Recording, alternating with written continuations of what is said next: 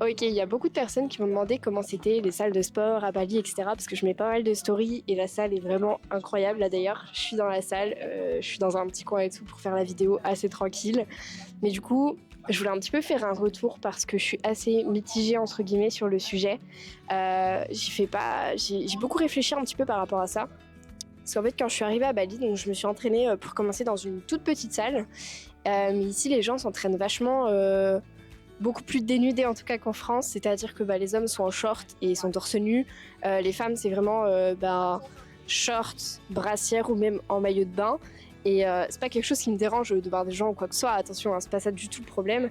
C'est simplement que les gens ici à Bali, il y a vraiment beaucoup de personnes qui ont vraiment des physiques, mais incroyables. Genre vraiment incroyables. J'ai jamais vu en fait autant de gens avec de bons physiques dans un même endroit. En France, c'est compliqué de voir des bons physiques, ou en tout cas, il n'y en a pas non plus énormément que ça, surtout dans les petites salles, les salles commerciales, etc.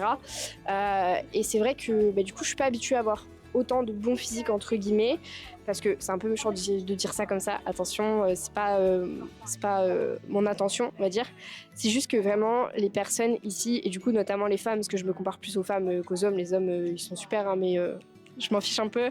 Mais voilà, les femmes, parce que je me compare souvent aux femmes, malgré moi. Et ben, en fait, c'est vrai qu'elles ont vraiment des corps, mais de fous malades. Vraiment, c'est les corps en fait que tu vois sur Insta, sur TikTok, etc.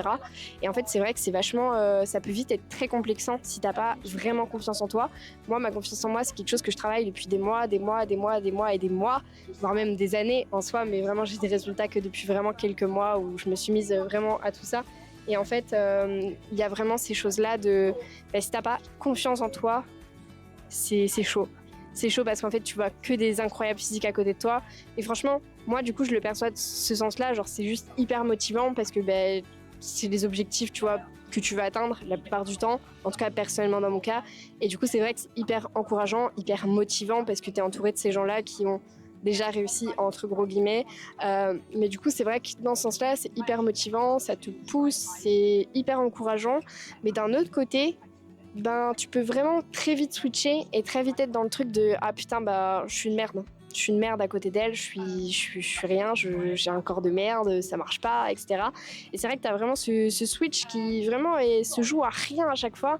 Et c'est vrai que je pense qu'il y a 7 8 mois, j'aurais vraiment mal vécu le truc parce que j'avais pas du tout assez confiance en moi. Maintenant, ça va, c'est ok. Ça me fout un peu le seum, honnêtement, parce que je suis quelqu'un qui a un petit peu d'ego.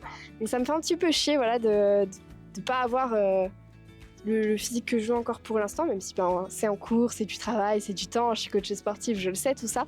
Mais c'est vrai que t'as vite ce truc-là de tomber dans le mauvais truc de la comparaison, dans le mauvais truc de tout ça. D'ailleurs, je t'ai fait une vidéo sur la comparaison, plus sur les réseaux sociaux pour le coup, mais je te laisse aller check ça.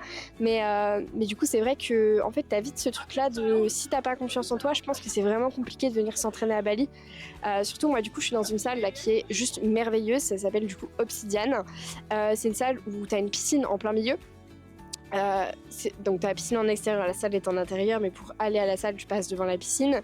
T'as un espèce de sauna. Ouais, t'as un sauna, t'as des bains froids, t'as un bain chaud. Vraiment, t'as toutes ces choses-là qui font que t'es forcément en maillot de bain. C'est logique, ça va de soi. Mais c'est vrai que du coup, c'est pas évident d'être hyper à l'aise comme ça, de passer devant tout le monde en maillot de bain, blablabla, machin.